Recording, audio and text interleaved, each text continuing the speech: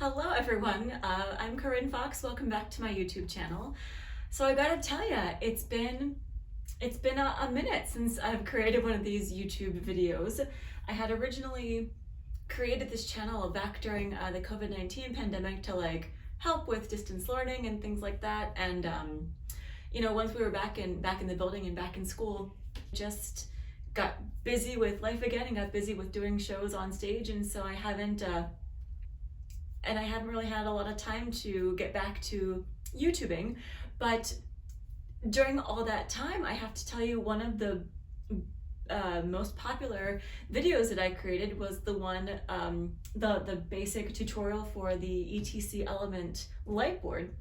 In fact, I get comments constantly from folks, really from all over the world, that have said thank you so much for posting this video. So I thought when I had a minute, I would create a second one to kind of go over a couple more basics and to show you maybe what the second half of the light board is used for. So I hope you enjoy, and thanks for watching the first video. So I'm sitting here at my ETC Element, and if you have, ETC makes a bunch of different types of light boards. They all have essentially the same functionality if you have another type of ETC. But I wanted to go over some more basics for you, like how to turn it on, how to turn it off, how to turn on and change LED lights if you have LEDs on your stage, and then also what these sliders are used for. In the last video, I touched on some of the features over here, how to turn the lights on, how to turn the lights off, how to save a cue, record a cue in your cue sheet, things like that. And so today I thought I would kind of expand upon that a little bit and touch on some of the other features that the board has to offer, because it's pretty awesome. All right, so first things first, the board's not even on right now. There's nothing on the monitors. Everything is dark, and it's, like I said in my first video, this thing is essentially a computer. It's very, very, there's a lot going on here in this big machine. And so just like a regular computer, you have the little power symbol on here, and there's a button here. And so if you push this button, it will turn on. However, if for whatever reason you push this button and you hold it in for a second and you don't hear the beep and you don't see the lights flash right away like you just heard here, it might mean that the master power switch has been flipped. And so if you look right back here, there is where everything's plugged in. There's a little switch right back here on the right side, and you can always, if that switch is toggled to the right, you're just gonna wanna toggle it to the left, and then it should turn on. So remember, like I said, this is a computer, and so you want to make sure that you are booting it up and powering it off properly. On a normal computer, you push the power button to turn it on, but then you actually have to go through a shutdown menu to turn it off. The same thing is true on the ETC Element. If you just hold in the power button again, the same thing would be true on a regular computer. You'd be powering it off, you'd be forcing it off, as opposed to powering it off naturally. All right, so here we go. It is booting up. All right, here we go. We're all booted and we are ready to go. So first things first, I just showed you how to power your board on. Now, if for whatever reason you're all done and you're ready to power the board off, you want to look at this small menu on the bottom right-hand corner of your screen. It will have all of the information for how to save. In fact, if you take your mouse and you just click the down arrow next to file, you have save, save as, import, export, merge, all of the things you would normally want to do if you want to export your file to a USB thing like we have here, which I highly recommend. If for whatever reason you would have a crisis right before your show goes up and your whole board dies, if you have your show saved on a USB chip, you can just quickly borrow someone else's board, and then you can just, and then you can plug this in, and then you still have your show saved, and it's not on the hard drive of the board. You certainly can save it on the hard drive. We certainly have done that before, and we have a number of shows still on our hard drive. But just like a computer, hard drives get full, and hard drives can crash. So you don't want that to happen if you are close to doing a show. Also under below file, you have this button here that says power off device. All you have to do is double click on that, and it will say, do you really want to power off your device? Hit OK, and then that will then power off your device. That's all you've got to do. If for whatever reason you don't see this menu, all you have to do is come over here to your board, and across the top you're going to see a series of buttons that say, one says live, one says blind, one says patch, setup, park. You're going to want to look for the button that says displays, and you're going to toggle that button twice, and that will make this display box come up if it's not already there. That has saved my life many times when I was looking for the save screen or looking for the power off screen and I couldn't find it. And if you hit it once, it actually goes away, but if you hit it a second time, it'll come back. All right, so on my screens here, on this right-hand screen, I have a tab that says PSD list 1. This is essentially my cue sheet where I save all my cues for my show. Over here on the right, on the left, this is the left, this is the right.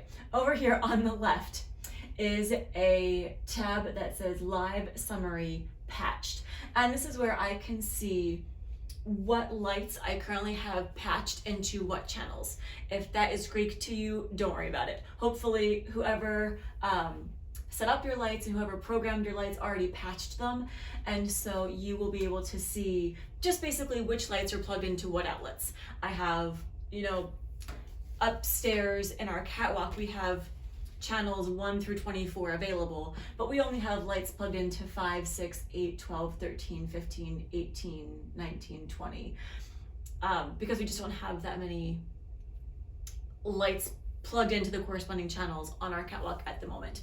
So if you watched my previous video, you'll remember that I showed you guys this light plot, and this light plot has just been through the ringer. It may even be a different one now, probably is, because this one isn't ripped like it was before.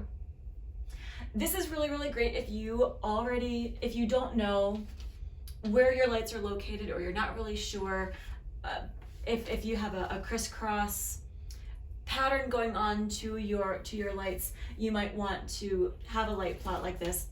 However, there's also a tab up here called Augment 3D. This is getting a little bit fancy, but if you have someone that knows what they're doing, I highly recommend this functionality.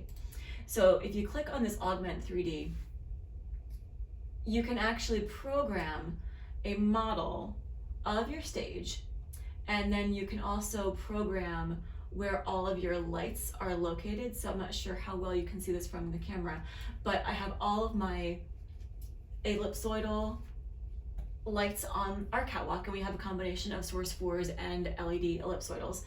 And then you can zoom in, and then you can hover over our first and second electrics, which are on stage, where we've got our Fresnels and our par cans and things like that. And then you can physically see where they're located. That's getting super, super fancy. And to be perfectly honest with you, we have a really awesome tech guy who does this fancy programming for us. But there's also a way that you can create this or establish your light plot, and that's by using these sliders over here. So in the last video I showed you guys how to turn the lights on and turn the lights off using the buttons at full, 1 through whatever, at full, etc.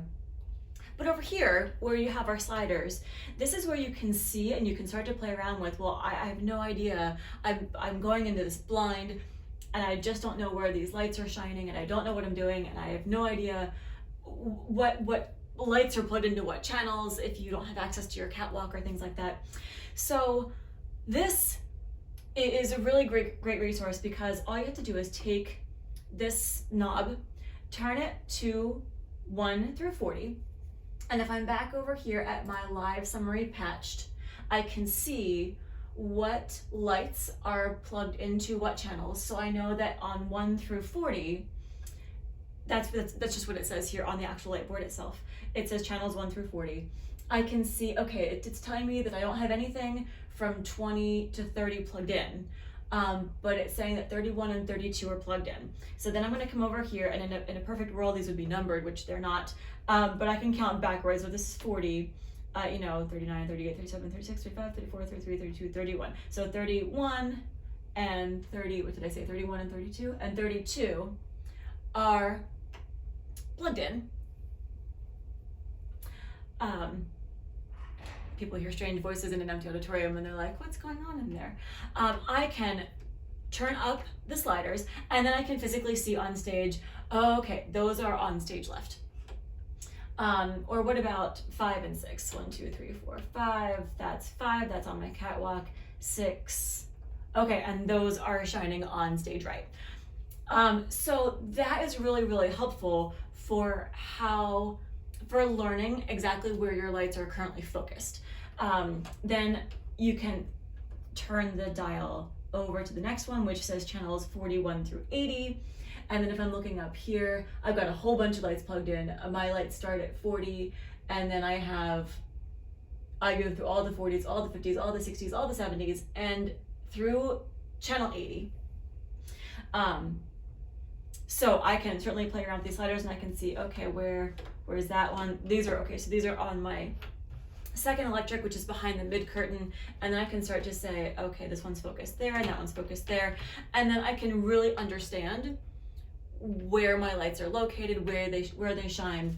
Even if I have a light plot, even if I have this, if I'm still not entirely sure, if I'm still really new to this idea, you know, like I mentioned before, our ellipsoidals on our catwalk have a crisscross pattern. So even if the lights themselves are on house left or stage right, they might be shining closer to center, and then our lights on house right or stage left are shining this way to create that crisscross effect. So if I'm looking at my light plot, I might have, you know, lights over here, but they might actually be shining closer to stage left. And this helps you really get a sense for that by using these sliders. Where these become less useful is the fact that these only go up to channel 120 unless you have the third row, because some of the light boards are even bigger and they'll have a third row of sliders.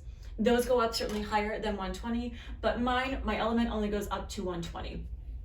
And what that means is that not all of the lights that I have patched I can access using the sliders alone.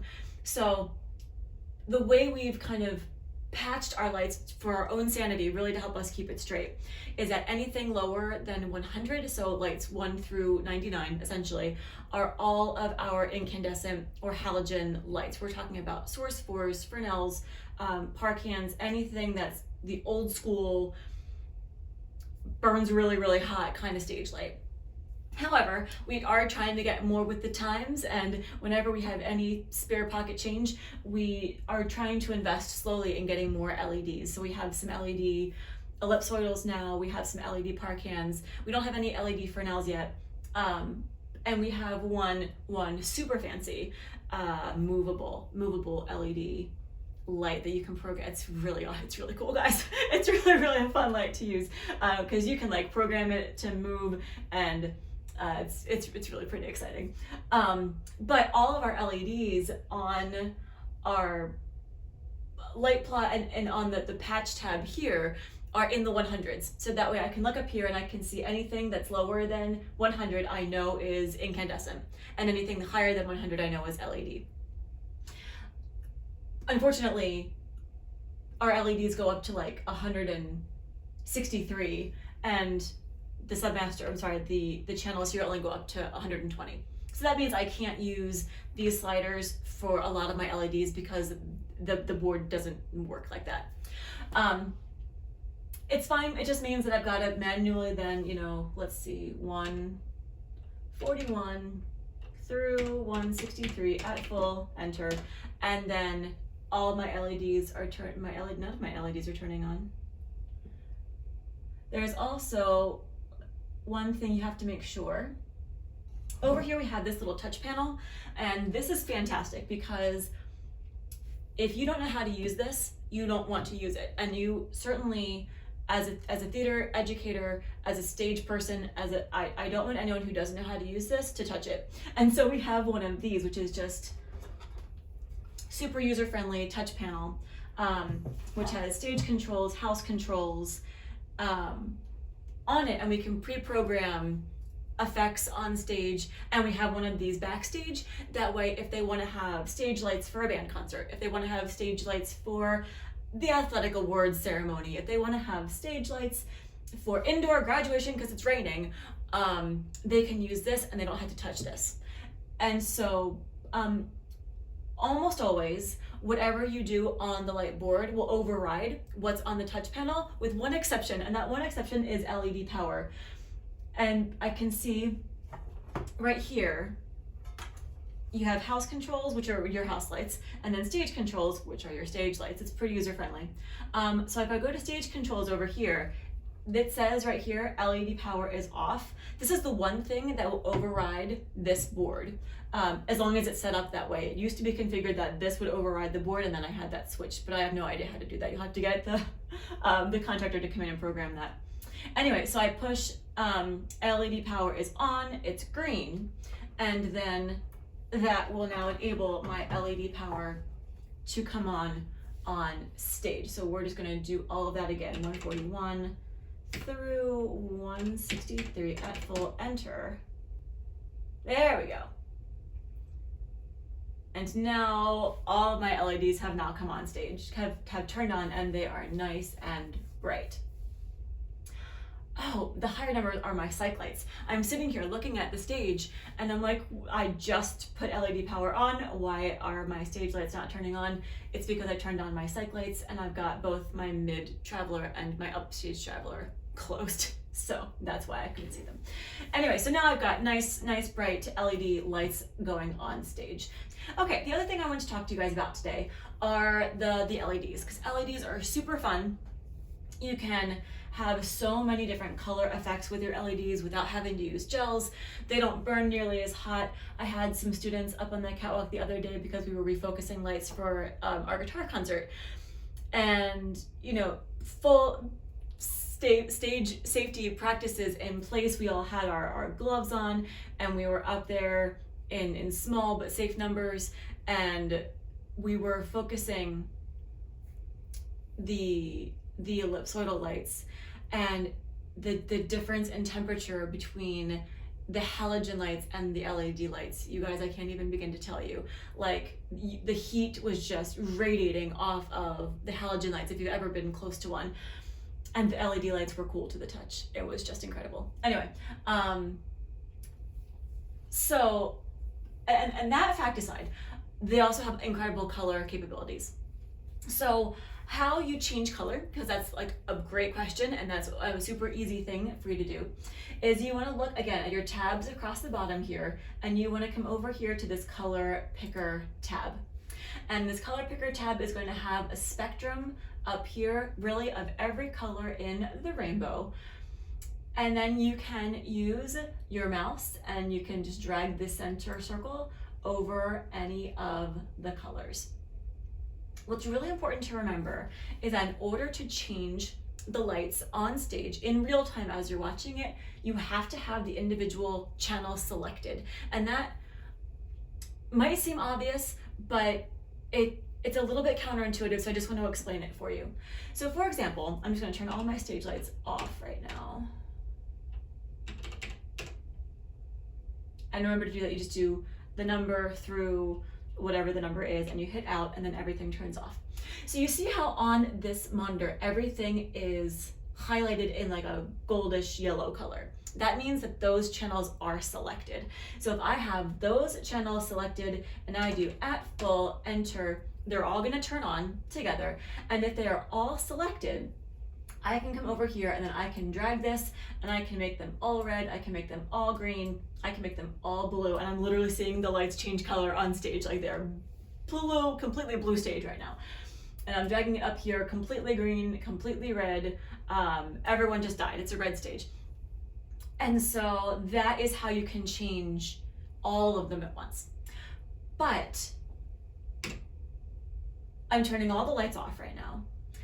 Say you are doing it a little bit more individually because you don't want a bright red stage. Maybe you want a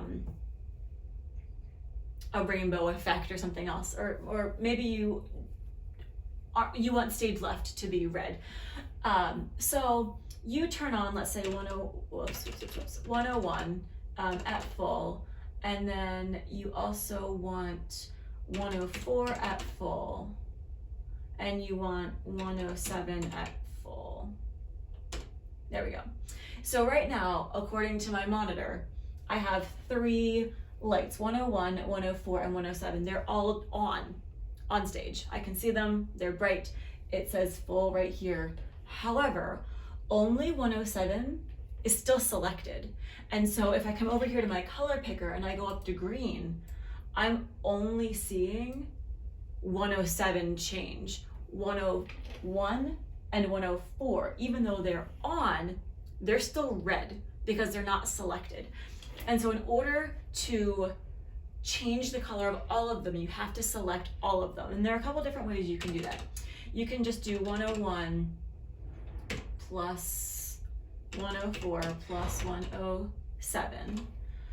I'm just gonna say at full enter. Even though they're already on, you just have to give the command to the computer to select them. So now up here, now they're all selected, all 3, and then I can come over here and then I can change their color. Now they're all green, now they're all blue, now they're all red. The misconception that I had for the longest time was that even though they're on, if they're not selected, you can't change their color, okay? So just keep that in mind. And even if they're on, if you give the computer the command to turn them on again, it's not gonna do any harm. It's just gonna tell the computer that you wanna select it for the purposes of changing their color, okay? Now, if you want to, now I have those selected and right now they're all red. I can now go do, and I can do 109 at full enter. Now only 109 is selected. All the others are still on, but now I want to make 109 blue. So now all the others are red, this one's blue. Okay, now I'm going to do 111 at full enter. Now I'm going to make 111 green. That's how you can have, now some are red, 109 is still blue, now 111 is green, and you can really play around with a variety of colors, and it makes it really, really fun. One thing I recommend with the LEDs, even though they're great, don't get me wrong, the LEDs tend to have really, really harsh, almost medicinal, like doctor's office level whites. And so when I have just a bright wash of LEDs, I'm always gonna pick a color that's up here, more toward like the cream and yellow family. If you select this bright white here in the center, it's gonna be a very, very, just really a harsh white. And I always, personally, I like warmer tones on stage. And so I'm gonna pick something over here in this warmer family. Now, if you have cross lighting going, you can have, you know, the cross of the red, the blue, the green, you know, to mix and get the white. Obviously with color mixing, which is great to do with LEDs, and because you don't need to have gels. But if you just have like some par cans that don't do color mixing, is great. I always recommend having it somewhere up here in this warmer off-white color palette. Okay, the last thing I wanted to show you guys in this video, back over here, is this dial, turning it all the way to the bottom where it says Submasters. And Submasters are amazing because, well, for example, because last year we hosted a theater festival here, and a whole bunch of different schools from all over the county came here with their shows, and we wanted to have a set of Submasters so that when their actors were on stage, they could also bring their tech kids and they could run their lights for them. So we had a Submaster that was all of stage right, we had a Submaster that was center, and then we had a Submaster that was stage left. That way their kids could sit here and they could just say, okay, yep, stage right, center, stage left, etc.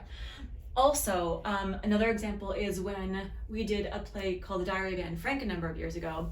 We had a really, really, really particular set of lighting when we had the annex where the family lived lit, and the set was really, really far back upstage because we had the audience sit on stage. It was a really, really awesome effect where the audience sat on stage, surrounded. It was almost like theater in the round, on 3 sides, surrounded the set. And because of that, we didn't have like typical stage lighting. We actually had to move our lights from the catwalk to the first electric to kind of create that fake effect of a of a more of a, like a black box style theater. And so lighting the annex was not just a full bright wash on stage. It was a very, very narrow, specific piece of lighting that we wanted to go back to always, because sometimes it was just a focused spot on Anne, or sometimes it was just a focused spot up on the balcony or something that was more specialty. But time and time again, we always went back to full lighting on just that annex area. So what we did was we created a Submaster. That way, whenever we needed to go back to that particular cue, we knew what it was. And then rather than like coming back to our cue sheet and having to remember, oh, was it Q12? Was that the one that was the annex, or was it Q15, or was it both? We had a Submaster, and then we always knew, okay, this is the annex, let's go back to it, and then we'll save it as a new cue. So how to create a Submaster is that you turn on, sorry, I'm turning off the lights that I had on. You are going to create the effect you want, whether it's using this number thing here, or whether it's using the sliders. So suppose I only want, my stage right area lit up. So I'm going to turn on a handful of these lights here, and I just turned on lights that aren't even up here. So I'm not gonna use that, that's old. Let's see. So we'll turn on 5 plus 6 plus 8 plus 12. Let's start there at full. All right, so it looks like 12 is a little bit too center. There we go. So on stage right, I have a really nice wash of light that's really concentrated on stage right. And I want to save that because I want to be able to go back to stage right. So I've got all of these sliders. When this dial is on the Submaster, when this tile is set to Submaster, let's go with that. It tells me by the lights that are turned on which sliders already have a Submaster that's saved to them. So if the dial is on Submaster and the light is on, it means there is already a saved Submaster on that slider. If the light is turned off, like all of these here don't have lights on them, that means that there is no Submaster currently saved on that slider. So I have a whole handful of lights on right now. And so now I'm coming back over here, and just like you would record a cue, over here, like record cue, if I wanted to save this, I can do that. I can record cue. Let's see, Q1 is already saved up there, so I'm going to record Q2. Look at that. Now I've got Q2 saved, but I also want to record this as a Submaster. So I need to make sure that I've got my lights selected. And what was it? It was 5 plus 6 plus 8. Looks like I still have 41, 43, and 45 on. All right, so I've got them selected. They're highlighted in that gold rectangle. They're all at full. So now instead of recording a cue, I'm gonna hit the record button, and you can see that under command line here. Now I'm gonna come over here, and I'm gonna select one of the sliders that does not already have the light on. So I'm gonna just pick this one right here because it's the first one that's blank. And I'm gonna click the button like that. The light turns on, and up here it says record sub 7. I hit enter, and now this is a Submaster. So I can now turn all of my lights off, 5 through 50 out, just because that covers all of them. All right, all of my lights are off. I've got nothing selected. Submaster 1, 2, 3, 4, 5, 6, 7. I really should have these numbered. Submaster 7 is what I just recorded, so now I can slide that up. And now I can see on stage, just my stage right area is lit. Up here, I can see just lights 5, 6, 8, 41, 43, and 45 turn on, okay? And if for whatever reason you have a whole bunch of these Submasters lit and you have absolutely no idea what they do, or you're thinking to yourself, oh, we had this Submaster lit for Willy Wonka, but Willy Wonka was 6 years ago, and so we don't need to save those anymore. Just like you can delete Q2 on my cue sheet, because that was a dummy cue I just created. Enter. It's going to ask you to confirm. Please confirm, because like you don't want to delete anything by accident. So yes, I confirm I deleted Q2. You can also hit delete, and then you can come over here and you can click the Submaster again and delete sub 7. Please confirm. Enter again. And then now my Submaster 7 is deleted, so I can go back and re-record a new Submaster when I'm ready. Okay? Guys, I think that is all that I've got for you today. Let me just make this is my list. Turn off and on, how to save a file, LEDs, sliders, Submasters. I think we've done it. So thanks for watching my video. I hope this was as helpful as my first ETC element video. If there are other features that you want to learn how to use, I appreciate all the comments you guys have left me on my first ETC element video. Please leave me comments if there's other things you wanna see. I can maybe pull in some ringers to go over how to create like this augment 3D tab, because like I said, it's so helpful to just be able to, you know, highlight the lights and then just do at full enter, and then everything just turns on stage, and you can really see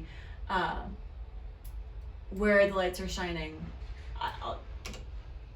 Nothing has been more amazing than using that, I gotta tell you. But it's also really important for you to understand, especially if you're teaching students or having students operate this, the basics of how to turn lights on and turn lights off and record things.